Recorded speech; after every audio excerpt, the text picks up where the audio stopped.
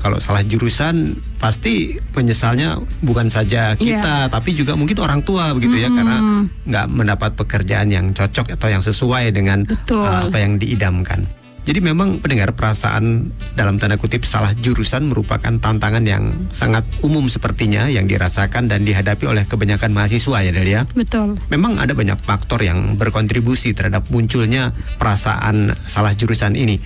Mulai dari ketidaksesuaian antara minat, bakat, dan aspirasi pribadi dengan materi pembelajaran, hingga adanya tekanan dari luar yang membuat seseorang harus memilih jurusan tertentu yang mungkin tidak sesuai dengan minat atau bakat mereka begitu ya, atau mungkin dengan kata lain ikut-ikutan orang. Iya, betul. Dan selain itu perasaan tersebut juga dapat dipicu oleh perbandingan dengan teman-teman seperjuangan maupun persepsi tentang pilihan karir yang tersedia di luar jurusan yang dipilih ya San ya.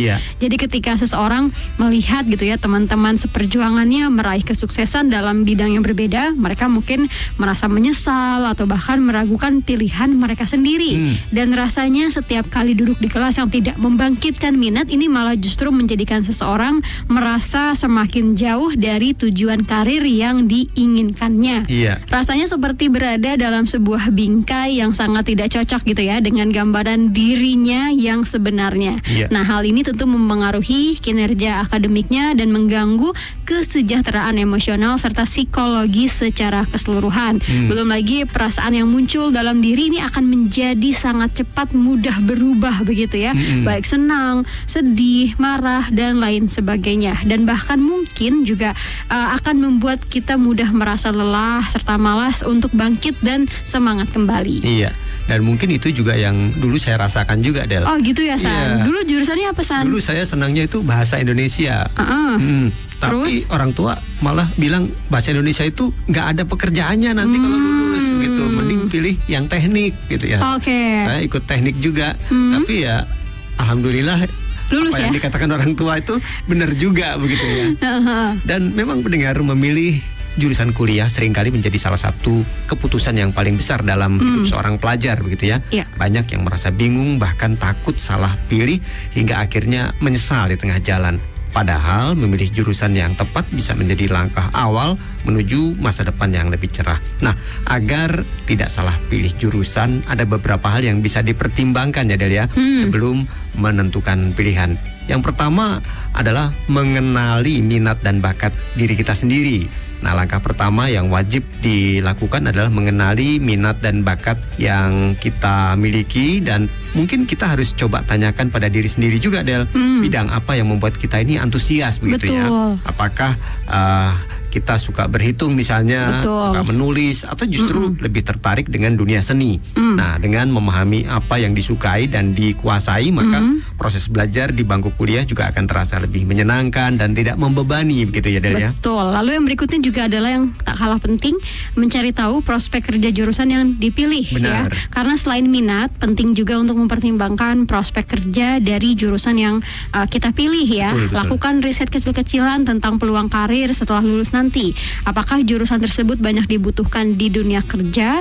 Bagaimana perkembangan industrinya ke depan? Nah, jadi dengan begitu kita bisa lebih yakin bahwa pilihan kita itu tidak hanya mengikuti passion saja, tapi juga realistis ya untuk masa depan. Benar. Dan juga konsultasikan dengan orang yang lebih berpengalaman tentunya ya. Jangan ragu juga untuk bertanya-tanya misalnya kepada kakak kelas, guru BK, atau bahkan alumni yang sudah lebih dulu menempuh jurusan yang kita inginkan. Pengalaman mereka mungkin bisa jadi gambaran yang nyata ya Delia tentang suka duka setelah atau selama kuliah, dan serta tantangan yang mungkin akan kita hadapi. Nah, dari situ kita bisa menilai apakah jurusan tersebut benar-benar cocok untuk diri kita. Dan pendengar, bagi Anda yang memiliki putra-putri yang sekarang baru duduk atau naik di kelas 12 atau kelas 3 SMA begitu ya Delia, tentunya setelah lulus juga ingin melanjutkan kuliah.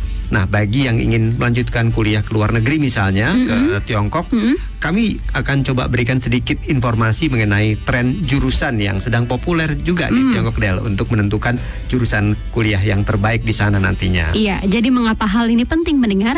Karena tren jurusan yang sedang naik daun bisa memberikan gambaran soal prospek karir, peluang kerja, dan bahkan menentukan seberapa ketat persaingan masuk ke jurusan tersebut. Iya. Nah, untuk di Tiongkok sendiri ini ada 8 jurusan ya, San, ya, yang terpopuler di tahun 2025 ini. Yang pertama apa nih, Del? Yang pertama ada kedokteran klinis atau kedokteran ini kalau di Indonesia juga populer juga ya, Del, ya. Betul, favorit pasti ini ya. Favorit dan juga masuknya susah dan biayanya nggak murah ya.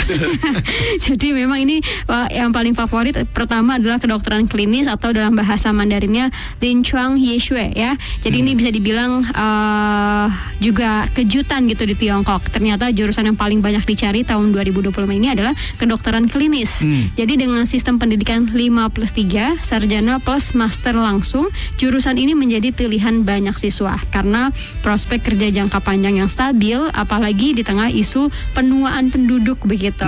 Tapi ya tadi kita bilang di awal ya, tentunya masuk ke jurusan ini sangat kompetitif. Susah banget pastinya ya.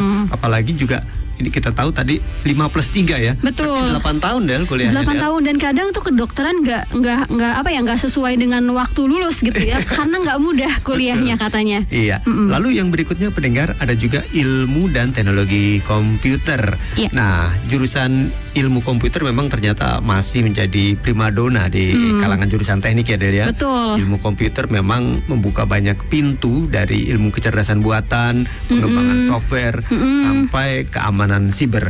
Bahkan seseorang yang memiliki skill coding misalnya dan pemrograman ini sangat dicari. Betul. Baik di sektor startup maupun perusahaan-perusahaan teknologi yang besar, Del. Iya. Lalu yang berikutnya ini jurusan saya nih, San. Apa tuh? Bahasa Inggris ya. Bahasa Inggris.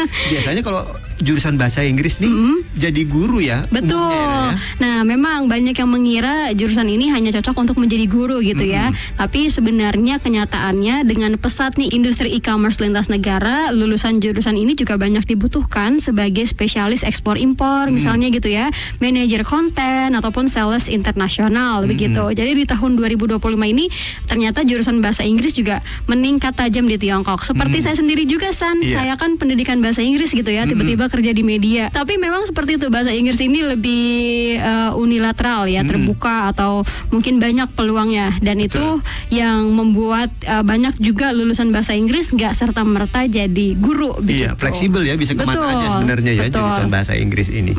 Iya. Lalu berikutnya adalah ilmu hukum. Nah, pendengar, meski pasar kerja hukum ini cukup padat, popularitas jurusan hukum masih tetap tinggi, di mana lulusan hukum bisa bekerja misalnya di lembaga-lembaga pemerintah, firma hukum, perusahaan swasta, hingga bagian hukum di perusahaan-perusahaan besar. Jadi memang ilmu hukum ini walaupun mungkin segmentasinya terbatas begitu ya, tapi juga lapangan pekerjaannya banyak, Del ya. Betul. Lalu berikutnya juga ada rekayasa perangkat lunak. Wah, ini IT ya. Jadi mungkin ini jurusan yang sangat tekan tadi dengan ilmu komputer dan cocok buat yang suka dengan coding dan tertarik membangun aplikasi atau sistem. Jadi jurusan ini menekankan pada kemampuan praktis dan tidak terlalu berat di teori, sehingga menjadi favorit mahasiswa internasional di Tiongkok. Dan biasanya untuk di Indonesia ya gajinya juga lumayan ya. Betul. Ya, dan memang jurusan teknik ini cukup favorit ya. Betul. Tidak hanya di Tiongkok tapi juga di Indonesia, dan kita bisa lihat juga dari salary atau gajinya juga cukup lumayan, Del. Betul banget. Nah, berikutnya adalah teknik elektro dan otomasi. Nah, pendengar, jurusan ini ternyata semakin naik daun, Del. Banyak lulusan teknik elektro dan otomasi yang bekerja di perusahaan energi misalnya. Mereka bekerja juga di jaringan listrik nasional, bahkan di industri mobil listrik di Tiongkok. Dan teknik elektro dan otomasi ini naik daun karena juga sekarang AI dan robotika juga meningkat ya. Betul. EV juga lagi juga lagi meningkat begitu ya di Tiongkok, dan ini juga menjadikan jurusan teknik elektro dan otomasi menjadi favorit di Tiongkok. Iya, lalu yang berikutnya juga ada desain dan produksi mesin. Nah, ternyata di Tiongkok ini sekarang sedang meredup jurusan teknik sipil gitu ya. Karena dulu kan teknik sipil mungkin di Indonesia juga masih menjadi jurusan favorit gitu ya. Betul. Tapi ternyata di Tiongkok sekarang sedang meredup dan ternyata jurusan teknik mesin justru yang menjadi alternatif menarik begitu. Jadi meski gajinya hanya rata-rata di sana, tapi peluang kerjanya sangat luas. Bisa masuk ke industri otomotif ataupun penerbangan sampai ke industri manufaktur yang canggih begitu. Iya. Dan memang mungkin ada pergeseran ya dulu. Tiongkok ini kan membangun infrastruktur Del ya, di mana teknik sipil sangat dibutuhkan. Nah, tapi sekarang pergeserannya lebih ke AI dan otomasi begitu ya. Jadi memang ada pergeseran dari teknik sipil ke teknik mesin, sehingga ini yang membuat jurusan teknik mesin ini menjadi cukup populer di Tiongkok. Dan berikutnya adalah kedokteran gigi. Nah, pendengar, meskipun dokter gigi sekarang ini mulai banyak di kota-kota besar di Tiongkok, namun profesi ini tetap dianggap bergengsi dan menguntungkan. Jurusan ini juga cocok untuk yang ingin bekerja di bidang kesehatan dengan peluang praktek mandiri. Dan ini mungkin masih sama seperti di Indonesia juga ya, Del ya. Dokter adalah salah satu jurusan yang cukup favorit, apalagi dokter gigi begitu. Iya, betul. Dokter gigi ini banyak banget peminatnya dan juga lulusannya juga banyak, karena mungkin zaman sekarang orang juga udah lebih memikirkan penampilan gitu ya, termasuk penampilan gigi kita. Karena itu bisa jadi modal yang menarik begitu ya untuk keseluruhan fisik kita. Nah, tentu untuk mendapatkan jurusan yang terbaik, kita juga harus memilih dengan tepat jurusan apa yang kita inginkan. Nah, untuk itu kita juga akan coba berikan tips penting agar jangan terjebak hanya dengan karena jurusan tersebut populer begitu ya. Kita juga harus pandai untuk memilah dan memilih jurusan yang tepat untuk diri kita.